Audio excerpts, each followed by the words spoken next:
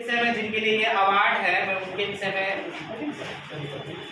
तो ये गांव में रह करके पढ़ने वाला एक लड़का जो मुझसे क्लास करता था, इंग्लिश की और हिंदी की क्लास मुझसे किया।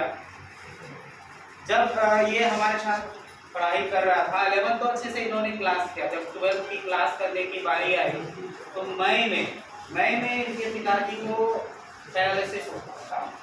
पहले तो एक साइड उनका काम करना बंद हुआ, ये घर का इकलौता संतान था और भी छोटे भाई है उनके घर में, परंतु वो सक्षम नहीं थे, बड़े भाई एक।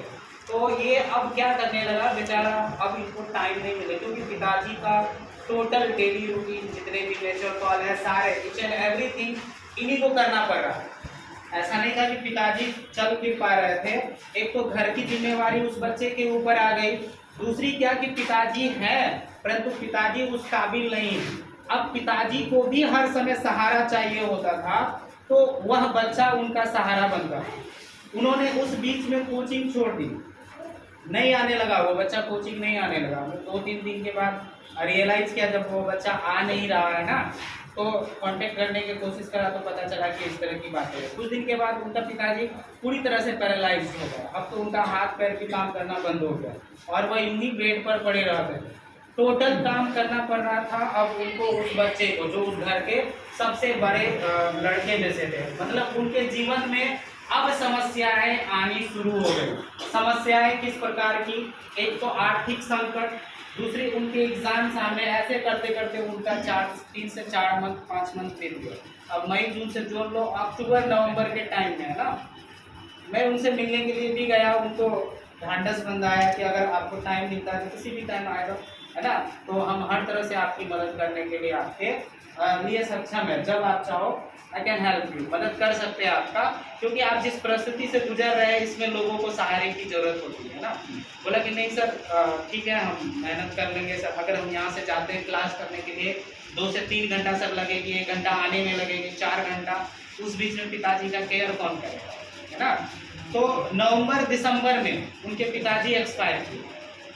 अब बताओ कि पिताजी का देहांत हो गया, सामने एग्जाम पड़ा हुआ है उनका, और एग्जाम के पहले 4 महीने से वो बेचारा क्या है, डिस्टर्ब है ना।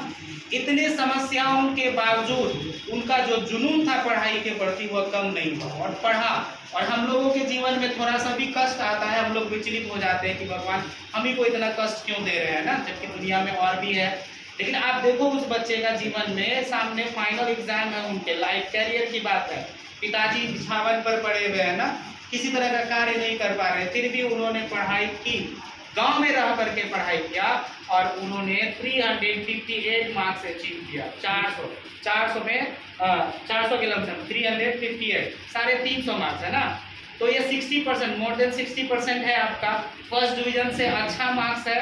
किसी तरह का उनको हेल्प नहीं मिला, उसके जीवन में इतनी सारी समस्याएं, उसके बावजूद वो आज इस मुकाम पर है। तो कहीं ना कहीं उनका जो धैर्य है, जो मुसीबत से लड़ने का क्षमता है, उसके हिसाब से है वो।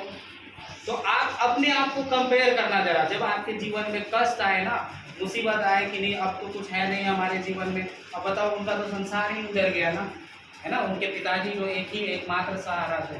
तो आपके जीवन में जब कष्ट आए तो वहां से आप समझ लो कि 2 रास्ता निकलता है। वहां से एक रास्ता आपका बर्बादी की ओर जाएगा और वहीं से एक रास्ता आपके सक्सेस की ओर जाती है, ठीक है। अगर आप डटे रह गए तो सफलता आपका है, अगर वहीं आप डेमोरलाइज हो जाएंगे तो फिर परेशानी है ना। तो वो है नहीं यहाँ पर। उनका शुभ नाम है विश्वजीत कुमार, जैसा नाम उन्होंने वैसा कर्म भी किया।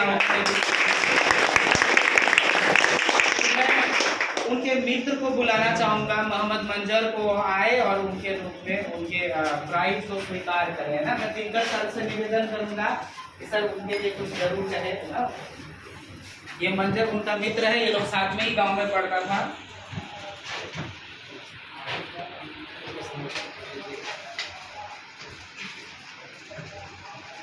हम बहुत बातें कह सकते हैं उनके लिए। कहते हैं क्या कि सुख भरपूर गया, मांग का सिंदूर गया। कहते कहते हम ये रोते खड़े हो गए कि सुख भरपूर गया, मांग का सिंदूर गया, नन्हे नन्हे बच्चों की लंगोटियां चली गई। आपके लिए तो एक आदमी मरा है साहब, ये तो हमारे घर की लंगोटियां ही चली।